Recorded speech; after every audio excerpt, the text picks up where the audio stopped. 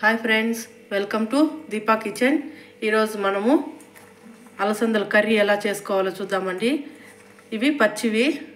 మీ దగ్గర డ్రై ఉన్నాయంటే 2 hours ముందుగా నానబెట్టుకుంటే కర్రీ బాగుంటుంది. తయారీ విధానం చూద్దాము.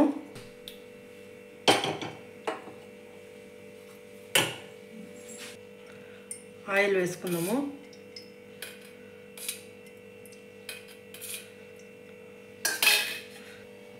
ఆవాలు, జీలకర్ర కొద్దిగా, ఉల్లిపాయలు,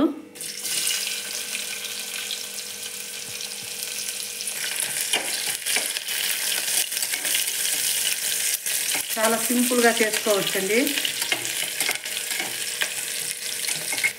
ఉల్లిపాయ వేగైంది కదా, ఇప్పుడు టమోటా మీడియం సైజు ఒకటి తీసుకున్నాను. ఇందులోనే తగినంత ఉప్పు వేసుకునేస్తాము. టమోటా కూడా త్వరగా వేగిపోతుంది.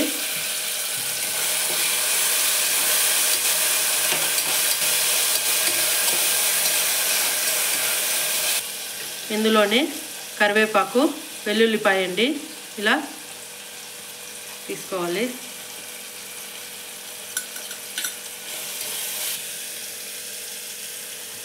అలసందలు క్లీన్ చేసి పెట్టుకున్నవి వేసేస్తున్నాను.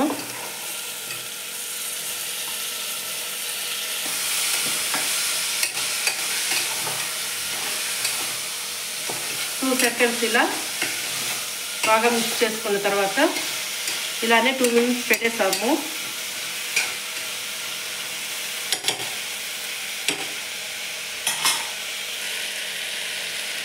టూ మినిట్స్ ఇలా వేయించుకోవడం వల్ల ఈ ఫ్లేవర్ అనేది గింజలకు కూడా బాగా పడుతుంది అన్నమాట. సాల్ట్ అంతా కూడా మీడియం ఫ్లేమ్లో పెట్టుకోండి. ఇప్పుడు దీనికి పల్లీలు పొడి అన్నమాట వేయించి పొడి చేసుకున్నాను. 2 spoons తీసుకున్నాను. మీకు నచ్చితే వేసుకోండి, లేదంటే స్కిప్ చేసేయండి. పసుపు, ధనియాల పొడి 1 స్పూను, కారం పొడి 1.5 స్పూను. పల్లీలు బదులుగా పుట్నాల పప్పు కూడా తీసుకోవచ్చు. మీరు తినే శనగపప్పు ఉంది కదండి, అది పొడి చేసుకొని కూడా వేసుకోవచ్చు.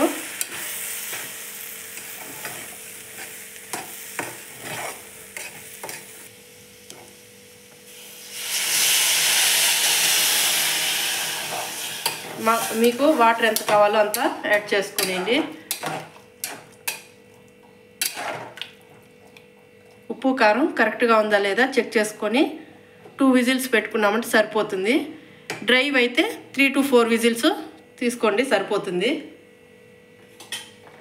కొద్దిగా కొత్తిమీర,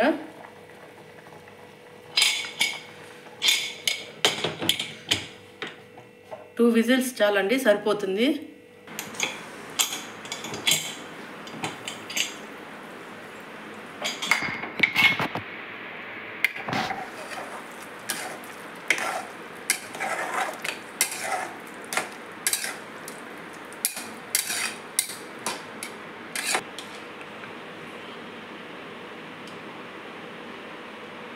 చూడండి, గింజ కూడా బాగా ఉడికిపోయింది.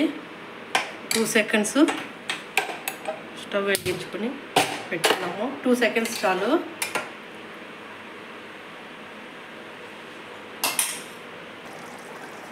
స్టవ్ ఆఫ్ చేసుకుంటున్నాను.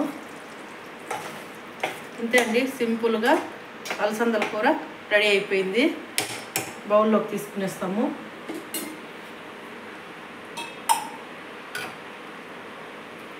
రైస్ కానీ, చపాతీ, దోశ, పూరి అన్నిటికీ బాగుంటుంది.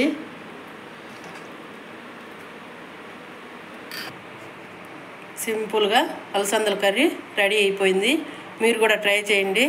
వీడియో నచ్చినట్లయితే లైక్ చేయండి, షేర్ చేయండి, సబ్స్క్రైబ్ చేయండి ఫ్రెండ్స్. Thank you, bye.